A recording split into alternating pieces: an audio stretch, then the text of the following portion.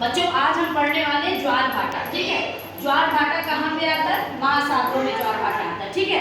महासागरों में ज्वार भाटा आता है। तो बच्चों आज हम इसके बारे में जानकारी करेंगे कि कैसे ये ज्वार भाटा आता है। तो ये मैंने देखिए चित्र बनाया है, ये सूर्य, चंद्रमा और पृथ्वी। इन सूर्य में भी अपनी गुरुत्वाकर्षण शक्ति होती है, चंद्रमा में होती है और पृथ्वी में भी गुरुत्वाकर्षण की शक्ति होती है, आकर्षण शक्ति होती है। इन तीनों की शक्तियों के कारण ही हमारे महासागरों में ज्वार भाटा आता है, ठीक है। तो सबसे पहले देखिए, जब ये सूर्य, चंद्रमा और पृथ्वी तीनों एक रेखा में होंगी, बिल्कुल सामने एकदम एक रेखा में होंगी, तो हमारा कौन सा ज्वार आएगा? दीर्घ ज्वार। कौन सा आएगा? उसे हम किस नाम से जानते हैं? बृहद। कौन से नाम से जानते हैं? बृहद के नाम से जानते हैं। ये उनको हम कहते हैं, जो क्योंकि तीनों की शक्ति बराबर लग रही है, तो ये हमारा दीर्घ ज्वार कहलाता है। ये महीने में कितनी बार आता है? 2 बार। कब कब आता है बच्चों? पूर्णिमा और अमावस्या को। कब आता है? पूर्णिमा और अमावस्या को, ठीक है। महीने के 2 बार आएगा, पूर्णिमा और अमावस्या के दिन हमारा कौन सा ज्वार आता है? दीर्घ ज्वार और बृहद ज्वार आता है।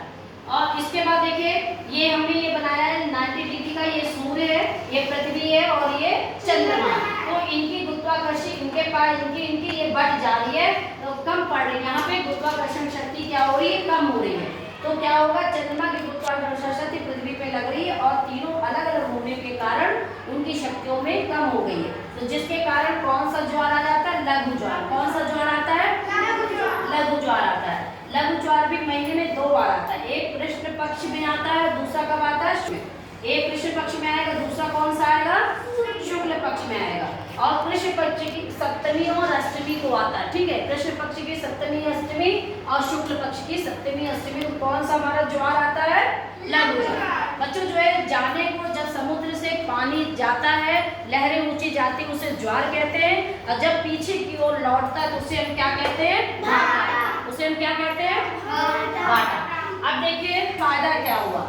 सब ज्वार आता तो कुछ बेनिफिट होता ना लोगों को। इससे फायदा क्या हुआ कि जब ज्वार आते हैं तो बहुत, जब समुद्र में ज्वार जब लहरों के कारण जो है बाहर की ओर जाती है, ऊंची ऊंची लहरें, तो उसके साथ बहुत सारी मछलियाँ, घेघा और सीप, ये सब चीज़ें लेकर के अपनी ओर जाती हैं। और जब भाटा वापसी होने लगती तो ये सब वहीं छूट जाता, वापस नहीं आता। तो जो हमारे व्यापार मंडल, व्यापार के लोग व्यापार करते हैं, वो इन सब चीज़ों को ले लेते, बीन लेते और जाके बाजार में बेच करके पैसा कमाते, ठीक। जितने हमारे उद्योगपति हैं ये सब बेचते, तो उनको व्यापार का, ज्वार भाटा से क्या फायदा हुआ? व्यापार का।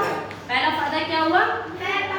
दूसरा तो बच्चों ये हुआ कि समुद्र जब पानी, जब ज्वार आता है तो किनारे साइड में जो है बहुत सारे पानी एकत्र हो जाते हैं, किनारे बहुत मात्रा में पानी हो जाते हैं। तो जो हमारे जहाज आते हैं, जो नौकाएं चलती है, वो किनारे चलने आने में आसानी से वो किनारे तक चली जाती है और उसमें से सामान हम लोग आसानी से उतार लेते हैं। तो नंबर 2 हमारा क्या फायदा हुआ कि जो हमारे जहाज है वो आसानी से किनारे तक आ जाते हैं और नदियाँ भी आ जाते हैं। तीसरा हमारा क्या फायदा हुआ, और जो किनारे आ जाते सामान उतारते हैं, वहाँ बंदरगाह होते।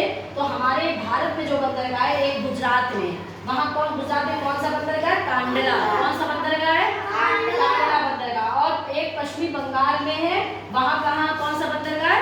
कोलकाता, ठीक है। यहाँ पे जो ये चीज बना हुआ बंदरगाह, इसको हम क्या कहते हैं? ज्वार नदमुख पत्तन। क्या बोलेंगे इनको? ज्वार नदमुख पत्तन कहते हैं। यहाँ पे आसानी से हमें ज्वार भाटा के कारण हमारा व्यापार अच्छे से हो जाता है।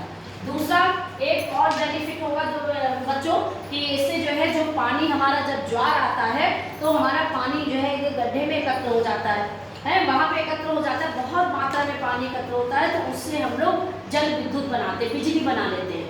तो ये ज़्यादातर ये बिजलियाँ किस देश में बनाई जाती हैं? फ्रांस, इटली, रूस, कनाडा, जापान, इनमें ये लोग ज़्यादातर कौन सी विद्युत का प्रयोग करते हैं? ज्वारी विद्युत। उसको क्या कहते हैं? जो ज्वार भाटा से बिजली बनाई जाती है उसे हम क्या कहते हैं? ज्वारी विद्युत कहते हैं। क्या कहते हैं? ज्वारी विद्युत कहते हैं। और बच्चों इसमें क्या है कि, ठीक है, तो ये आपको इतना क्लियर हो गया? क्लियर हो गया। अगर कोई पूछता है कि ज्वार भाटा किसके कारण होता है, तो सूर्य चंद्रमा की आकर्षक शक्तियों के कारण ज्वार भाटा किसके कारण आता है? सूर्य चंद्रमा की आकर्षक शक्तियों के कारण ज्वार भाटा आता है। जाने को हम क्या कहेंगे? जब समुद्र से पानी लहरें जाएंगी ज्वार, और जब वापस लौटेंगी तो क्या बोलेंगे? अच्छे से समझ में आ गया ना? तो अच्छे से लिख करके उसको लर्न भी करना है, आपको याद भी करते जाना है, ठीक है।